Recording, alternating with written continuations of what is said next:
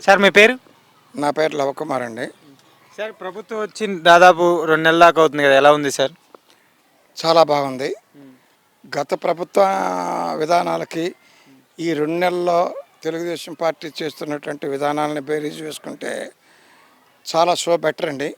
మరి గతంలో ఏ కార్యక్రమం చేసినా కానీ ఏదైనా తప్పు చేసినప్పుడు దాన్ని గురించి ఎత్తి చూపినా కానీ జనం మీద కేసులు పెట్టడం, ఇబ్బందులు పాలు చేయటం, నానా బీభత్సాలు చేయటం, అటువంటి కార్యక్రమం స్వేచ్ఛ అనేది పూర్తిగా హరించేశారు.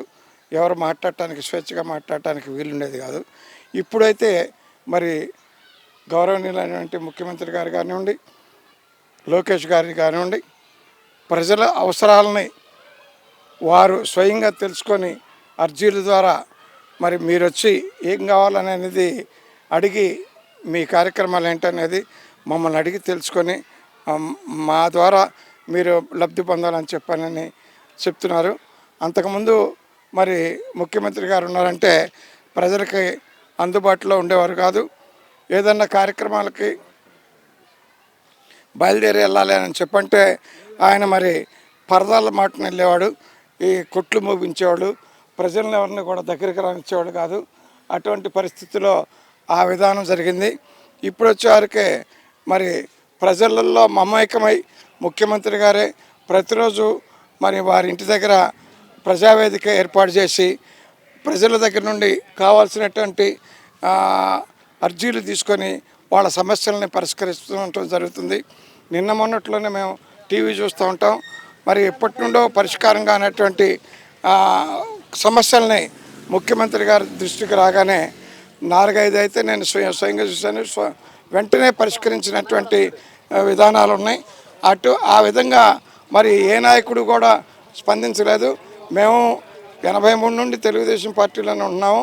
పార్టీ అని అంటే ప్రజలతో మమేకం అయ్యి పార్టీ విధి విధానాలని ప్రోత్సహిస్తూ పార్టీకి అండదండలుగా ఉండేటువంటిదే తెలుగుదేశం పార్టీ తప్ప మరి అంతకుముందు వైఎస్ఆర్సీపీ వచ్చిందని చెప్పంటే ముఖ్యమంత్రి గారు మరి కలిసేవాడు కాదు. ఆయన బయలుదేరి వస్తున్నాడంటే గ్రీనరీని ఉన్నటువంటి చక్కగా ఉన్నటువంటి చెట్లు నరికిచ్చేవాడు. మరి ఆయన ప్రజలకు కనపడకుండా పరదాలు కట్టుకొని పరదాల చాటున వెళ్ళి ఆయన కావాలనుకున్నటువంటి పని అది చేసుకొని వచ్చేవాడే తప్ప ప్రజలకి అందుబాటులో లేనటువంటి వ్యక్తి. మరి మూర్ఖుడు సైకో ముఖ్యమంత్రి ఎవరంటే జగన్ అని చెప్పానని, ఇప్పుడు ప్రజల ముఖ్యమంత్రి ఎవరని చెప్పారంటే మరి నారా చంద్రబాబు నాయుడు గారు అని చెప్పానని తేటతెల్లమైంది ఈ రెండు నెలల్లోనే. చంద్రబాబు నాయుడు గారు అధికారంలోకి రాగానే అవినీతి చేస్తున్నారని జగన్మోహన్ రెడ్డి గారు అంటున్నారు కదా. ఆయన పచ్చకామర్లు గమ్మినోడికి లోకం అంతా పచ్చకాని ఉంటుందని అతను బతుకే అవినీతిమయం. ఇదేని అవినీతి అని అన్నారు. నిన్నగా మొన్న ఇప్పుడు ఢిల్లీ పోయి ఏదో ధర్నా చేశాడు, 40 మందిని చంపాడని చెప్పానని 40 మంది పేర్లు ఇవ్వనని చెప్పంటే ఏదో ఒక పేరు కూడా ఇవ్వటం చేతకాలేదు. మన జరిగినటువంటి మరి హత్య వాళ్ళ కార్యకర్తలు వాళ్ళే గంజాయి తాగి ఆ మత్తులో ఉండి నరుక్కున్నటువంటి దాన్ని పార్టీకి బులిమి చేశారు. వాళ్ళ స్వయంగా వాళ్ళ చెల్లెలే నీకు సిగ్గులేదా జగన్మోహన్ రెడ్డి, ఈ విధంగా పార్టీకి సంబంధం లేనటువంటి దాన్ని తీసుకొని నువ్వు ఢిల్లీలో ధర్నా చేస్తున్నావు. ఏనాడన్నా రాష్ట్రానికి కావాల్సినటువంటి వనరుల గురించి కానీ మరి రాష్ట్రానికి కావాల్సినటువంటి ప్రత్యేక హోదా గురించి కానీ ఢిల్లీలో ఏమన్నా ధర్నా చేసావా?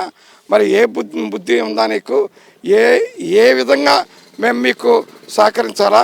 నువ్వు చేసాయని తప్పుడు పనులు అని చెప్పానని సొంత చెల్లెలే మరి చెప్పుతో కొట్టినట్టు మాట్లాడినా ఇతనికి సిగ్గులేదు.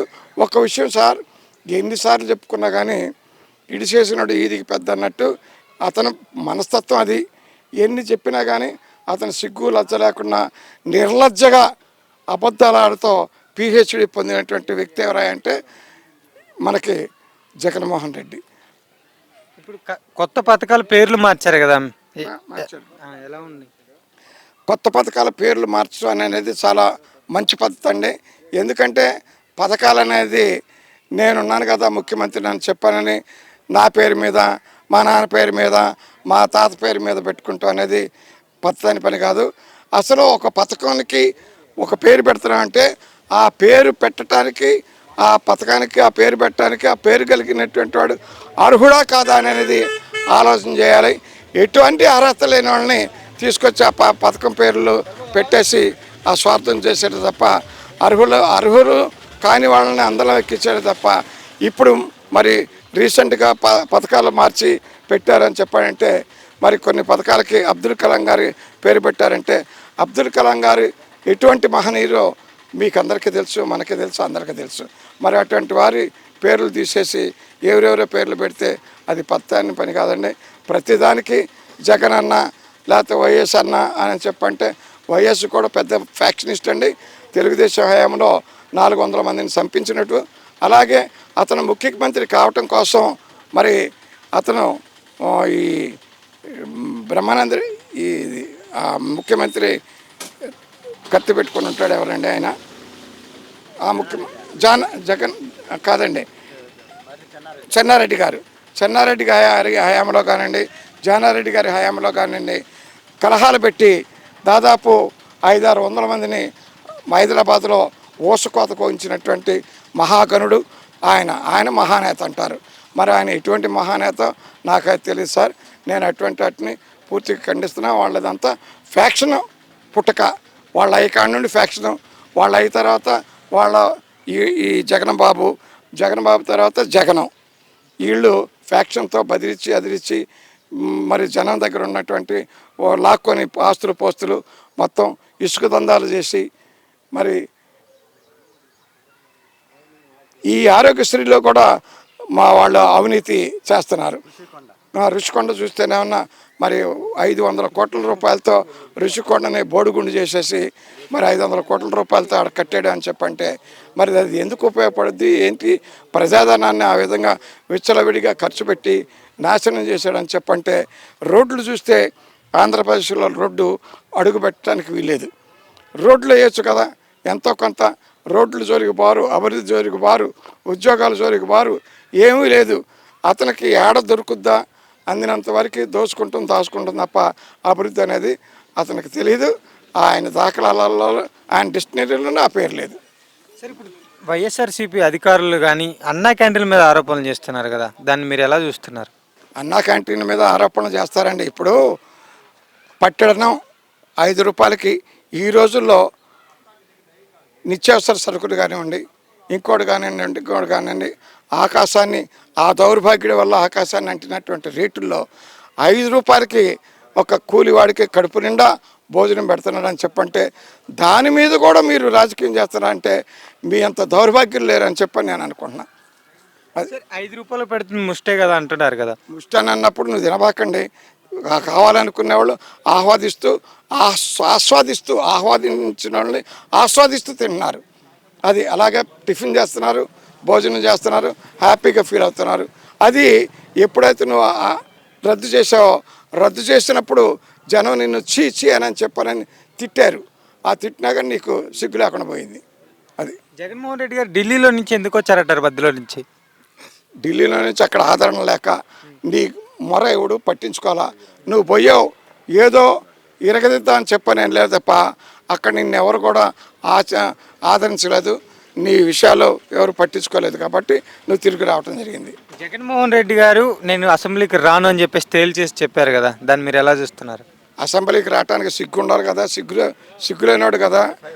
అతను ఎప్పుడైతే అసెంబ్లీకి రాని అన్నాడంటే అతను వైనాట్ 175 అని అన్నటువంటి దౌర్భాగ్యుడు కేవలం 11 వచ్చేవరకే సిగ్గుతో ఇప్పుడు ఒకసారి మీరు వినే ఉంటారు సార్, అసెంబ్లీలో గౌరవ చంద్రబాబు నాయుడు గారిని నేను తలుచుకుంటే నీకు ప్రతిపక్ష హోదా కూడా లేకుండా చేస్తాను, ఒక 8 మందిని నేను ఇట్లా అయితే నువ్వు 18 మంది అవుతావు, నీకు ప్రతిపక్ష హోదా కూడా ఉండదని చెప్పానన్నావు. ఆ రోజున నీకు ఆ మాట గుర్తులేదా? ప్రతిపక్ష హోదా ఉంటేనే నేను వస్తానని చెప్పంటే ప్రజల సమస్య మాట్లాడటానికి ప్రతిపక్ష హోదా కావాలా? ఎమ్మెల్యేగా నీ బాణి, నీ కాన్స్టిట్యున్సీ గురించి మాట్లాడు, లేకపోతే రాష్ట్రం మొత్తం గురించి మాట్లాడు. ఈ విధంగా జరుగుతుందని మాట్లాడచ్చు కదా. నీకు మాట్లాడే ఛాన్స్ లేదు, నువ్వు మాట్లాడటానికి ఏది లేదు.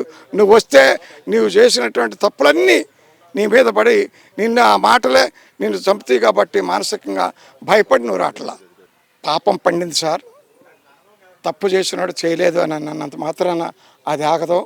ప్రభుత్వం మరి దాని పని చేస్తుంది కాబట్టి ప్రభుత్వ పరంగా సిఐడి వారి పని వాళ్ళు చేస్తారు.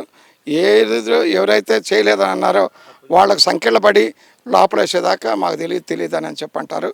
ఆ రోజుల దగ్గర పడిని త్వరలోనే వాళ్ళ మొత్తాన్ని ప్రభుత్వం అరెస్ట్ చేసి వాళ్ళు తిన్నటువంటి దాన్ని రికవరీ చేసి కక్కించుద్దని చెప్పి నేను విశ్వసిస్తున్నాను. అలాగే పంచాయతీ నిధులకు సంబంధించి ఏదైతే పవన్ కళ్యాణ్ గారు కొన్ని వ్యాఖ్యలు చేశారు, దానికి సంబంధించి అవినీతి ఎట్టి పరిస్థితుల్లో బయట పెట్టాలని చెప్పి ఆయన కరాఖండిగా అసెంబ్లీలో చెప్పారు. సీఎం గారిని రిక్వెస్ట్ చేసి దాన్ని ఎలా చూస్తారు మీరు? మాది ఇప్పుడు కార్పొరేషన్ అయింది.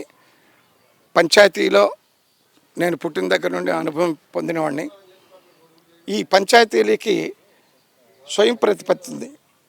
ప్రధానమంత్రి నిర్ణయాన్ని ఎట్టుంటుందో, అలాగే అసెంబ్లీలో ముఖ్యమంత్రి గారి నిర్ణయం ఎట్టుంటుందో, అలాగే పంచాయతీలో కౌన్సిల్ మెంబర్ తీర్మానాలు అట్లా ఉంటుంది. వాళ్ళ తీర్మానాల ప్రకారం ఆ గ్రామానికి వచ్చినటువంటి నిధులతో గ్రామాన్ని అభివృద్ధి చేసుకుంటూ జరుగుద్ది.